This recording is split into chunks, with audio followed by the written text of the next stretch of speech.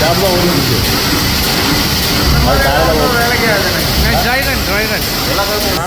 சும்மா வந்து ட்ரையல் பார்த்துட்டு பேட்ரி இதாக இதாக இருக்குது.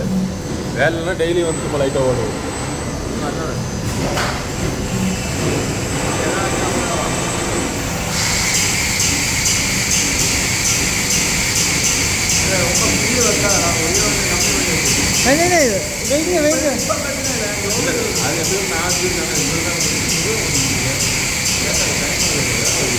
இல்லை இல்லை அப்போ தான் பிரச்சனை தெரியும்.